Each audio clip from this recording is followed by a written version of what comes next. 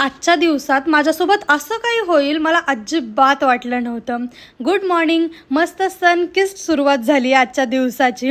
आज यांचा उपवास असल्यामुळे यांच्यासाठी उपवासाचं थालीपीठ बनवते आणि बाकीच्यांसाठी पोहे.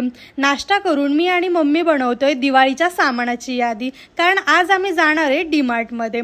त्याआधी आम्ही दोघे बँकेत गेलो होतो आणि येताना जे झालं ते तुम्ही पुढे पाहाच. रोज उठलं की एक नवं लफडं आहे माझ्या मागे. मीच कंटाळले अक्षरशः. आता आज मी हे का म्हणते ते तुम्हाला दाखवते. दुपारी बँकेतून येता येता मी गाडीवरनं पडले आणि आता माझा पाय प्रचंड दुखतोय. आणि गेल्या वर्षी याच पिरियडमध्ये या पायाला लागलं होतं आणि आता ह्या वर्षी हा पाय. काय करू आता मी ह्याच्यावर.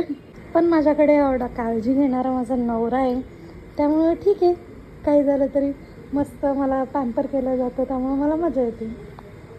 आता बसून बसून काय करायचं, मग मी मिनी व्लॉगच्या स्क्रिप्ट लिहिला आणि नुकतंच घेतलेलं पुस्तक वाचत बसले. मग अजून बेटर फील होण्यासाठी रोल आणि फ्राईज ऑर्डर केल्या.